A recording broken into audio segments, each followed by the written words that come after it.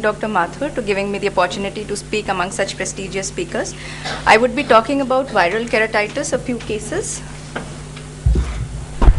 This is a patient who presented to us, and he was basically a 70-year-old one-eyed patient who presented with pain, redness and watering in the eye since 2 months and diminution of vision with 2 months. It started with some insignificant history, itching followed by watering, maybe a foreign body. He presented like this with an angry looking eye. The other eye already had, the ongoing treatment he was on at that time was fortified antibiotics, atropine and lubricants. He was also put on systemic antibiotics for a while and had previously been on topical and systemic antifungals as well. Repeat corneal scrapings had been done, but again, they were insignificant. So we went back and again checked out the history. He had such similar episodes in the past.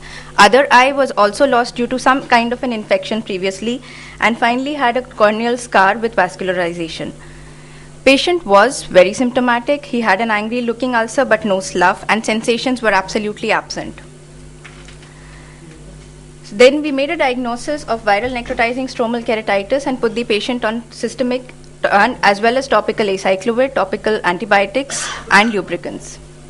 The patient started healing. This was his presentation at 2 weeks with the infiltrate size decreasing to 13 millimeters. At this point of time, we added steroid eye drops, and finally the patient showed a further improvement. Healing, this is his 4 weeks follow-up, and then he heals at 10 weeks, leaving a good vision to at least work. So basically the clue to the diagnosis in this case was the history of recurrence. The patient had pain but was not photophobic. He had reduced corneal sensations, minimal discharge for the kind of ulcer, and also the presence of significant vascularization. This is a second similar case who was a 75-year-old male with a history of redness in one eye and history of recurrences in the past 1 year. He presented like this, a small infiltrate with a large epithelial defect. Scraping again was inconclusive. He was worsening at the end of first week, wherein even we repeated a corneal scraping, which again was inconclusive. We put him on fortified cefazoline just because for antibiotic cover, and his PCR for HSV was turned to be positive. He was then again put on topical and systemic acyclovir. At 2 weeks, the ulcer is responding. Steroids were added at this point. At 5 weeks, the patient again shows a significant improvement, finally healing at 10 weeks. So basically, this was the patient at presentation with a vision of hand movements, and finally at 16 weeks with a vision of 618.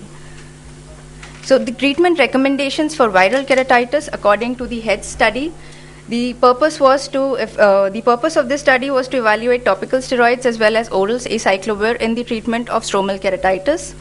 They said that the patients who received prednisolone phosphate eye drops had a faster resolution of stromal keratitis, but however, delaying the initiation of corticosteroid did not affect the eventual outcome of the disease. They did show no apparent benefit of the addition of oral acyclovir to the treatment regimen of a topical corticosteroid and a topical antiviral. Though our experience, we also did to evaluate the outcome of oral acyclovir for stromal necrotizing keratitis. Basically, this was to assess whether or not oral acyclovir hastens the reduction in active infiltration. So in these patients presenting the similar case, we started the steroids in all these patients only after 2 weeks. Again, a 55-year-old female patient has been on treatment. History of recurrences were present. When she presented to us, she presented with a size of the infiltrate 4 millimeters. These were her pictures at presentation. We did a corneal scraping just to be sure. We also sent the sample for a PCR, which turned out to be positive, and again put her on systemic and topical acyclovir along with lubricants and an antibiotic cover. At her 2 weeks follow-up, the patient is responding to treatment with the infiltrate going down in size. At 5 weeks, and finally at 10 weeks, the patient has healed with a scar and vascularization. So these are her pictures at presentation and at the final follow-up. So this is a 54-year-old male patient with history of redness and watering since 2 months. These are all patients that were taken in the same case series, wherein we started the patient on systemic acyclovir in the first at presentation and put topical steroids only after 2 weeks. So at presentation, the patient presented with a 6 millimeter square of 6 millimeters infiltrate, responding to topical acyclovir, topical and systemic acyclovir alone, and finally at 2 weeks, patient response, steroids are added. Steroids definitely reduce the scarring and the inflammation, thus increasing vision. And finally, at 10 weeks, the patient has healed with a scar. This is his final follow-up at 16 weeks. After 16 weeks, the eye is quiet. Complete scarring is achieved with vascularization. And presently, the patient again remains on acyclovir twice a day and lubricating eye drops.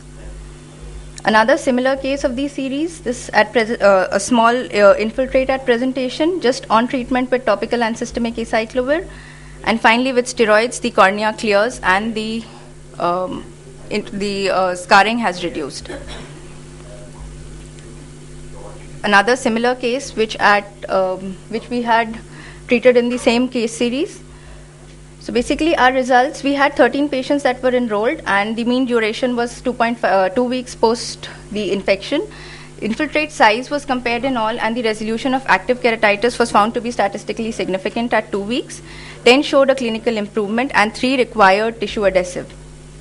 So we conclude that oral acyclovir definitely, along with topical, was beneficial in patients with active HSV necrotizing keratitis.